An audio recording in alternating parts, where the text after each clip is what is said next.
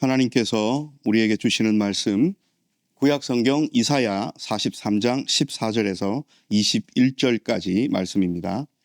이사야 43장 14절에서 21절까지 말씀, 하나님의 말씀 봉독할 때에 여러분 경청하십시오. 여호와께서 이렇게 말씀하셨습니다.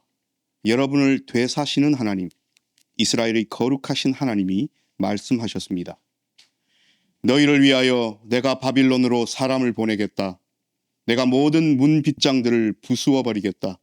칼데아 사람들은 배 안에서 슬피 울부짖을 것이다. 나는 여호와 너희의 거룩한 하나님이다. 이스라엘의 창조자 너희의 임금이다. 여호와께서 이렇게 말씀하셨습니다. 바다 가운데 길을 만들어 주신 하나님, 세찬 물 가운데 좁은 길을 만들어 주신 하나님이 말씀하셨습니다. 전투 수레와 말과 군대와 힘센 사람이 나가게 하신 하나님이십니다. 그들이 함께 죽어 널브러져 일어나지 못하게 하셨고 꺼지는 등불 심지처럼 사그라지게 하셨습니다. 이전 일을 기억하지 마라. 옛날 일들의 주의를 기울이지 마라. 보라, 내가 새 일을 하겠다. 지금 그 일의 싹이 나오고 있다. 너희는 그것을 알지 못하느냐? 참으로 내가 광야에 길을 내고 거친 들판에 강들을 내겠다. 들짐승들이 나를 떠받들 것이다. 자칼과 수리부엉이도 그럴 것이다. 내가 광야에 물을 내고 거친 들판에 강들을 낼 것이기 때문이다. 내가 골라 뽑은 나의 백성에게 마실 물을 주려 한 것이다. 그 백성은 내가 나를 위하여 빚어낸 백성이다. 나의 명성을 그들이 널리 알려줄 것이다. 아멘. 이 말씀을 통하여 은혜 주실 줄 믿습니다. 할렐루야.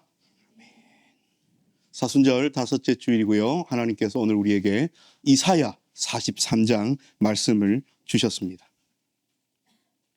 이렇게 말씀에 누가 이야기했는지 화자가 가로로 적혀 있으니까 조금 더 읽으실 때 이해하기가 쉬우시죠. 그래서 저도 목소리를 바꿔서 성경 봉독할 때에 예언자가 이야기하는 것, 하나님이 말씀하시는 것을 구분했습니다. 오늘 43장이다 그러면 우리 이사야 공부하면서 뒷부분은 하나님께서 회복의 메시지, 또 살리겠다, 회복시키겠다, 구원하겠다라는 희망적인 메시지가 담겨 있는 것 정도는 우리 공부를 통해서 잘 알고 있습니다. 오늘 우리가 액면적으로만 겉으로만 바라보면 이스라엘 백성들에게 이사야 선지자를 통해서 너희가 이 포로된 힘든 상황, 이 시기에서 벗어나고 내가 구원시켜 주겠다라고 하나님 말씀하시는 것으로 우리가 인식이 되죠. 그런데 조금 더 깊이 들어가 보면 이 속에는 엄청나게 많은 메시지들이 담겨 있습니다. 과연 이 말씀이 그저 바벨론에서 포로 생활하고 있는 유대인들, 이스라엘 백성들에게만 전해져서 그들에게만 희망의 메시지가 된다면 오늘 우리에게 어떤 의미가 있겠습니까? 우리는 바벨론 포로 생활의 삶을 살지도 않고 우리는 이 말씀을 들었을 때 만약에 이 말씀이 그저 그런 말씀이라면 우리에게는 크게 와닿지 않는 말씀일 거예요. 그런데 과연 그럴까요? 그렇지 않지요. 하나님께서는 이전 방식과는 완전하게 다른 새로운 방식으로 새 일을 행하겠다라고 오늘 말씀을 하십니다. 여러분, 하나님께서 말씀하시는 새 일이란 무엇일까요? 그래서 예언자가 하나님께서 여호와께서 이렇게 말씀하셨습니다 하면서 바로 이야기하고 시작하는 것이 여러분을 되사시는 하나님. 여러분, 되사는 게 뭡니까? 내어주었는데 그것을 값을 치르고 다시 찾아오신다는 거예요. 이스라엘 백성들이 하나님 앞에 범죄했죠. 왕들만 범죄한 것이 아니라 백성들 대부분이 하나님 앞에서 율법을 어기고 하나님과 관계를 끊으며 범죄했습니다. 그 결과로서 하나님께서는 주변에 있는 강대국들의 손을 들어서 이스라엘을 아프게 하고 힘들게 하여 벌을 주시면서 종국에는 이스라엘이 바벨론의 포로가 되는 상황 지경에까지 이르렀죠. 그런데 하나님께서 그 모양 그 꼴대로 내버려 두지 않으시고 바벨론에 팔려갔던 포로가 되었던 그 내 백성을 다시 사시겠다고 이야기를 하는 겁니다. 되사시는 하나님, 이스라엘이 거룩하신 하나님이 말씀하십니다 라고 하면서 하나님의 음성을 이야기를 합니다. 너희를 위하여 내가 바빌론으로 사람을 보내겠다. 하나님의 적극적인 개입을 말씀하시는 겁니다. 내가 모든 문 빗장들을 부수고 갈대아 사람들은 배 안에서 슬피 울부짖을 것이다. 여러분, 지금 어떤 상황입니까? 갈대아 사람들은 울부짖는 사람들이 아니에요. 그 빗장은 아무나 함부로 깰 수 없어요. 왜요? 강하니까요. 지금 이 말씀을 듣고 있는 이 시대에도 바벨론은 세계 최강국입니다. 그래서 이들이 빗장을 딱 걸어 잠궈서 어떤 사람들, 어떤 민족들, 나라들의 어떤 도발도 첩을 쓸 수 있어요. 이 사람들은 울지 않습니다. 이 사람들은 센 사람들입니다. 강한 사람들입니다. 그런데 오늘 하나님께서 그 문 빗장을 부수어 버릴 거고, 내가 한 사람을 보낼 건데 바벨론으로, 갈대아 사람들은 슬피 울부짖을 거다. 그러면 이 말씀을 듣는 사람들은 지금 제가 방금 말씀드린 것으로 하나님의 말씀에 대적할 수 있어요. 말이 되는 소리를 하십시오. 지금 바벨론이 얼마나 강한 나라인 줄 모르십니까? 그 문빗장요, 아이고, 깨보십시오. 부서지나. 그 센 갈대아 사람들이 울부짖는지 한번 해보십시오 라고 절망과 낙심에 사로잡혀서 부정적인 이야기를 할 사람들도 있었겠죠. 그런데 오늘 예언자는 이렇게 이야기를 하십니다. 하나님의 입을 빌어 나는 여호와 너희의 거룩한 하나님이다. 이스라엘의 창조자, 너희의 임금이다. 하나님이 누구신지를 이야기를 합니다. 아무리 인간적인 마음으로 내가 눈에 보이는 그런 나의 생각, 기준, 가치관으로 세상을 바라보아서 하나님이 하시겠다고 말씀하신 그 말씀 위에서도 부정적인 반응을 보이는 사람들에게 나는 이스라엘의 창조자, 너희의 왕, 임금이다 라고 하나님 말씀하시는 거예요. 우리 지난주 말씀을 좀 빌어오면 사람들이 자기의 기준, 자기의 가치관, 자기가 보고 싶은 대로 세상을 바라보고 심지어 그 눈으로 그리스도까지 바라보니 어떻게 그분께서 메시아신지 그리스도신지를 인식할 수 있었겠습니까? 지난주 말씀 기억나시죠? 지금 똑같은 거예요. 자기들 수준으로만 바라보니 이 상황은 여지없이 절망스럽고 낙심 가운데 있습니다. 그런데 오늘 선지자를 통하여 내가 하는 말에 요만큼이라도 틀림이 있는지 없는지 한번 보라. 나는 너희를 창조한 창조주고 너희의 영원한 왕이자 임금이다. 그런 여호와 하나님께서 너희에게 희망의 메시지를 전한다.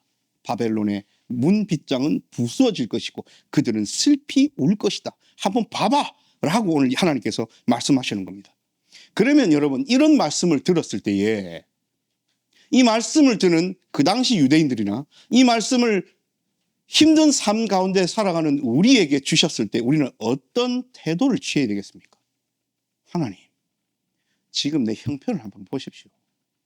뒤에 나올 거지만요, 이 거칠고 광야 같은 물 한 방울 나지 않아서 내가 지금 허덕이고 있는 거 안 보이십니까? 하나님 뭘 할 수 있는데요? 하나님 무슨 도움을 줄 수 있는데요? 솔직히 지금까지 나를 뭘 도우셨는데요? 라고 하면서 볼멘소리와 하나님 앞에 경거망동할 수 있는 그런 태도가 있을 수 있고, 내 이 삶이 조금도 변하지 않고 여전히 거칠고 아프고 힘들고 광야 같은 삶일지라도 하나님께서 내게 너를 구하겠다 말씀하셨을 때, 하나님, 내가 하나님의 손길을 지금까지 기다리고 있고 기대하고 있습니다. 하나님, 내가 그 말씀을 한번 믿어볼랍니다. 나 하나님 붙들고 한번 일어서 볼랍니다 하는 사람이 믿음 있는 사람인지 여러분 판단해 보십시오. 그래서 하나님께서 예언자의 입에 이런 말씀을 주십니다. 바다 가운데 길을 만들어 주신 하나님. 지금 뭔 얘기를 하냐면요, 하나님께서 과거에 유대인들, 이스라엘 백성들에게 하셨던 일들을 상기시켜 주십니다. 하나님이 그 앞서 어떤 일들도 하지 않으신 하나님이라면 내가 당신을 어떻게 믿습니까? 라고 할 수 있지만 이미 하나님은 특별히 유대민족, 히브리 민족, 이스라엘 백성들에게는 엄청난 생명 살림의 사역을 하셨습니다. 그리고 이스라엘의 조상들은 그것을 경험했고 그 경험의 결과로서 이들이 그래도 왕을 세우고 나라를 이루어서 살았던 역사가 있지 않습니까? 물론 지금은 그 나라가 망해서 바벨론 포로 상태이긴 하지만요. 그래서 이렇게 이야기하십니다. 바다 가운데 길을 만들어 주신 하나님. 세찬 물 가운데 좁은 길을 만들어 주신 하나님. 여러분, 그 당시를 한번 생각해 보십시오. 앞서는 홍해가 가로막고 있고 뒤에서는 각성한 바로가 자기의 정예 부대를 이끌고 다시 이 히브리 민족들을 종 삼기 위하여 오고 있습니다. 문자 그대로 진퇴양난입니다. 앞으로 나아갈 수도 없고 뒤로 돌이킬 수도 없습니다. 남아있는 것은 그저 그 자리에서 죽음을 기다리는 것뿐이라고 볼멘 소리를 그 당시 유대인 중에 몇몇이 했더랬습니다. 그때 모세가 뭐라고 이야기합니까? 지팡이를 들고 너희는 가만히 서서 여호와의 하나님의 구원하심을 보라. 여러분, 이스라엘 백성들이 열심을 다하여 구원을 얻기 위하여 한 것이라고는 아무것도 없습니다. 모세의 입에 하나님께서 말씀 주셔서 너희는 가만히 있어서 여호와의 구원하심을 보라는 거예요. 보는 것, 목격하는 것, 경험하는 것, 그것이 하나님께서 우리에게 주신 은혜입니다. 우리가 잘나서, 우리가 뭘 할 수 있어서, 우리가 애써서, 우리가 노력하여서 하나님의 구원하심을 쟁취할 수 있는 것이 아님을 기억해야 됩니다. 우리는 가만히 서서 하나님이 내 삶에 어떻게 역사하시고 나를 구원하시고 나를 이끄시는지를 바라볼 뿐입니다. 그렇게 이야기를 하시는 거예요. 전투 수레와 말과 군대와 힘센 사람이 나가게 하신 하나님이십니다. 그들이 함께 죽어 널브러져 일어나지 못하게 하셨고 꺼지는 등불 심지처럼 사그라지게 하셨습니다. 오늘 특별히 이사야 선지자를 통하여서는 하나님께서 그 홍해 사건을 이야기를 하시는 거예요.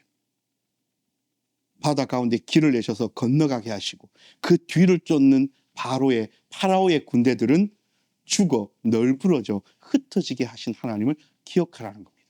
자, 그러면 이 말씀을 듣는 이스라엘 백성들은 그랬지.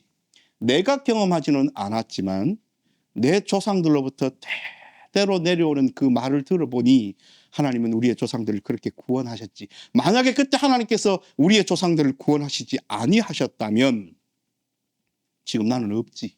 이게 바벨론 포로 상태든 포로에서 벗어난 상태든 민족 자체가, 나라 자체가 없지라고 인식하라는 거예요. 그런데 오늘 하나님께서는 선지자를 통해서는 그 옛 일을 한번 상기시켜 주신 다음에 하나님의 직접적인 음성으로는 이렇게 이야기하십니다. 이전 일들을 기억하지 마라. 여러분, 요 상반되는 것 같죠? 아니, 금방 옛날 이야기 하셔놓고 내가 옛날에 너희 조상 이렇게 구원했잖아 라고 선지자를 통하여 말하게 하셔놓고 본인 입으로는 하나님께서 이전 일들을 기억하지 말라. 옛날 일들에 주의를 기울이지 마라. 이야기하시는 겁니다. 이율배반인 것 같습니까? 아닙니다. 보라, 내가 새 일을 하겠다. 비교했을 때에 홍해를 건너는 사건과는 비교할 수 없는 새로운 일을, 새로운 구원의 일을 행하시겠다는 거예요. 내가 지금 너에게 어떤 일을 행할 건데 그 수준을 옛날 홍해 수준으로 바라보지 말라는 거예요. 이전 일을 기억하지 말라는 거예요. 내가 새 일을 행하겠다는 거예요. 그 일의 싹이 지금 나오고 있다. 여러분, 여기에서 우리는 믿음이 요구됩니다. 그 일이 이미 이루어졌습니까? 그 일이 완성되었습니까? 아닙니다. 이제 그 일을 힌트 얻을 수 있는 요만한 싹이 나오고 있어요. 하나님은 우리에게, 이 당시 이스라엘 백성들에게 그 싹을 보고서도 내가 너에게 홍해 사건과는 비교도 할 수 없는 큰 일, 새로운 일을 행하겠다는 것을 믿으라는 거예요. 너희는 그것을 알지 못하느냐? 참으로 내가 광야에 길을 내고 거친 들판에 강들을 내겠다. 왜 홍해와 비교되는 줄 아십니까? 홍해는 일회성이었어요. 그리고 다시 원상복귀되었습니다. 이스라엘 백성들이 물이 갈라져서 건넌 다음에 파라오의 군대들이 따라 들어왔을 때 그 물은 다시 합해졌어요. 그 이후로 홍해가 갈라지지 않았습니다. 그렇죠? 그 홍해는 지금 갈라지지 않고 그냥 바다로 있습니다. 그러니까 이스라엘 백성들을 구원하실 단 일회성으로 한 번 물이 갈라졌던 거예요. 그런데 오늘 하나님 뭐라고 이야기하십니까? 내가 광야에 길을 내신대요.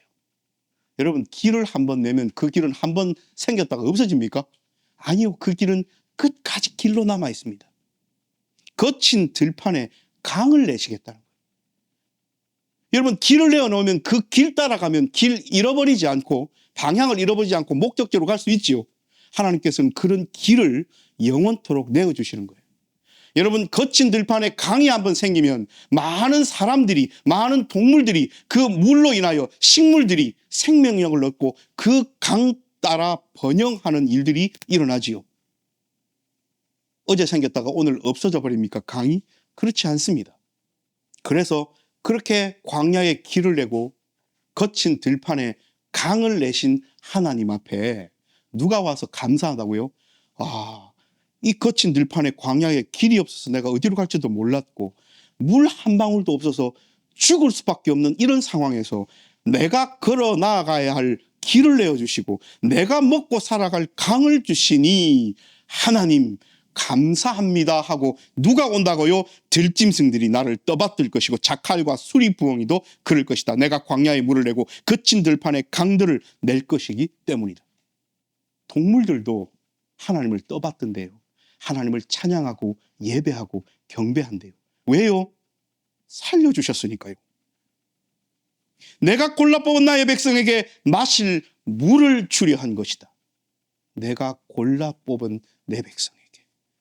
그 백성은 내가 나를 위하여 빚어낸 백성이다. 나의 명성을 그들이 널리 알려줄 것이다. 동물들도 생명 살려주신 여호와 앞에 예배하고 찬양하고 경배하는데 나를 찬양하고 예배하고 경배하라고 내가 빚어낸 내 백성들을 내가 살리지 않겠느냐가 첫 번째고, 그렇게 살려냈는데 내 백성이 나를 찬양하지 않겠느냐는 하나님의 기대감도 들어있는 말씀입니다. 사랑하는 여러분, 우리의 삶은 거친 들판 같고 광야 같습니다. 모든 사람들이 비단길을 걷는 것이 아닙니다. 보드랍고 좋은 길, 마음에 흡족한 길만 살아가는 것은 아니죠. 우리의 삶은 때로는 거칠고 때로는 황량하고 때로는 폐쇄적이고 때로는 고립되며 때로는 누구의 손길이 없으면 죽을 것 같은 느낌이 드는 그런 것이 우리의 인생이고 우리의 시간들입니다. 그래서 우리는 그 속에서 고민하고 아파하고 발이 부르트고 힘들고 누군가에게 손길을 내밀고 그런 위로받아야 하는 그런 삶을 살아가지요. 그때 하나님께서 우리에게 물 한 잔을 건네십니다. 정말 목이 말라서 생명이 까딱까딱 넘어갈 그때에 하나님께서 우리에게 시원한 물 한 잔을 내미십니다. 그 물은 나에게 내미신 물이므로 내 겁니다. 하나님께서 내게 주신 그 물 한 잔을 마셔보십시오. 그리고 주위를 한번 돌아보십시오. 갑자기 그 물 한 잔 마신다 하여 내가 마술처럼 뿅 하고 다른 데로 이동하여 좋은 곳, 발이 부르트지 않는 곳, 깨끗한 곳, 부드러운 곳으로 이동합니까? 아닙니다. 거친 들판에 힘든 광야에 쓰러져 있을 그때에 짚고 일어설 힘조차도 없을 그때에 하나님은 내 손을 잡으시며 일으키시면서 내게 물 한 잔을 마시우시죠. 그리고 우리는 그 물 한 잔을 먹고 다시 힘을 내어 두 다리에 힘을 내고 일어섭니다. 일어섰더니 그 앞서까지는 어디로 갈지 몰라 방황하던 내 눈앞에 하나님께서 내어주신 길이 보여요.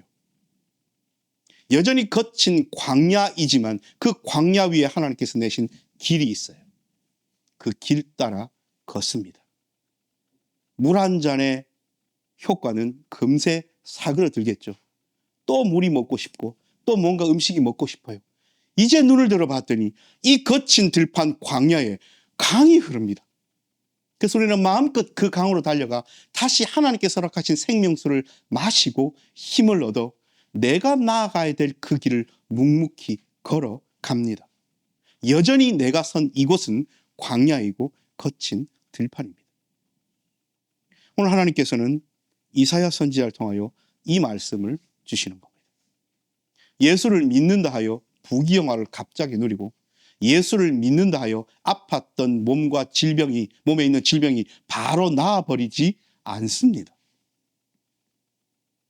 그것만을 바라고 예수님으로 들어왔다면 우리는 예수님을 오해하고 착각한 겁니다. 그것은 지난주 말씀을 다시 빌리면 내 기준과 내 가치관으로 예수를 바라보는 겁니다.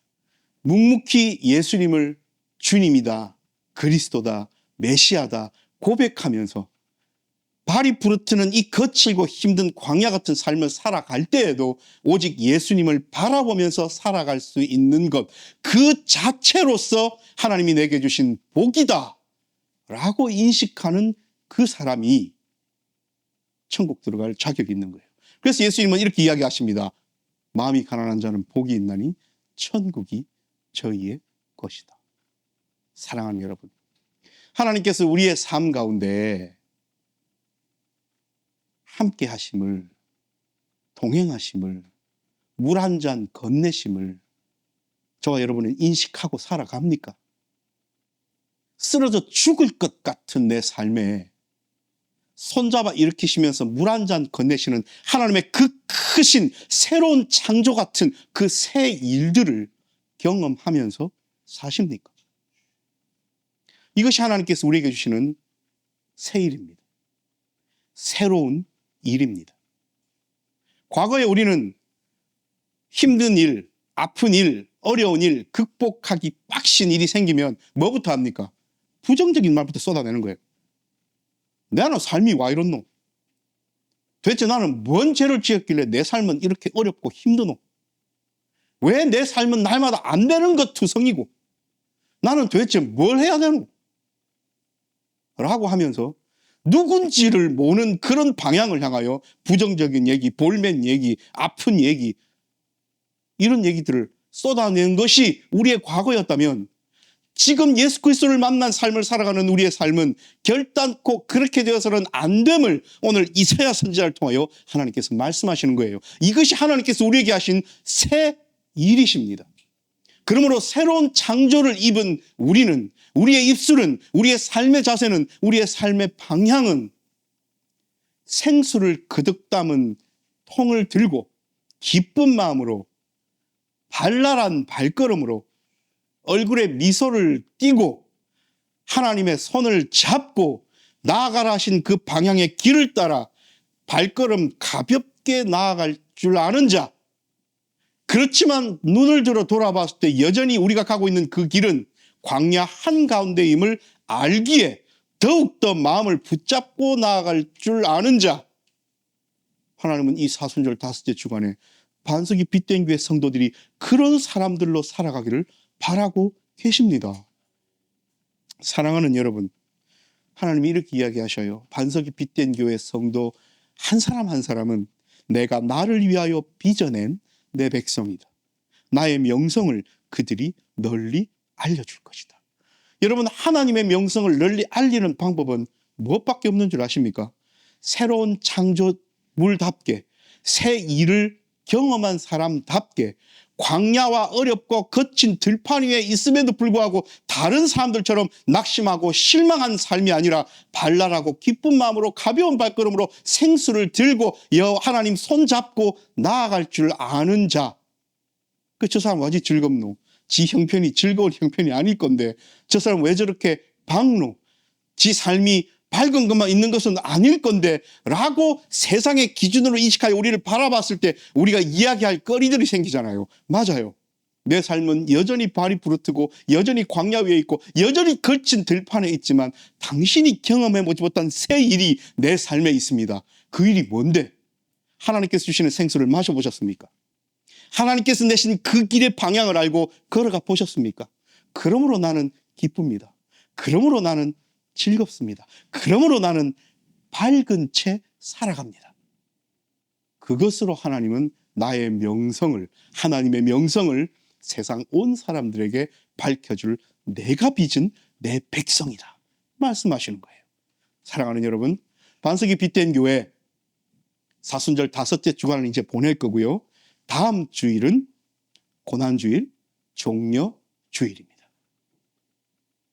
예루살렘 성에 입성하시는, 그러나 그 뒤에 있을 고난을 예수님은 아셨지만 백성들은 몰랐던 그 상황, 그래서 예수님은 죽음의 길, 고난의 길로 들어가시지만 백성들은 마치 자기들의 기준과 가치관으로 이제 예루살렘 성에 들어가면 나를 구원하고 나를 이 힘든 삶에서 벗어나게 해줄 그리스도 메시아라고 자기들이 생각했던 그 메시아상을 기대하면서 환호했던 그 상황을 한번 생각하면서 오늘 하나님께서 허락하신 이사야 43장의 새 일을 너희에게 행하겠다는 그 말씀이 우리의 일주일의 삶 가운데 정말로 경험되는 복된 사순절 다섯째 주간을 보내기를 하나님께서 기대하고 계십니다. 기도합니다.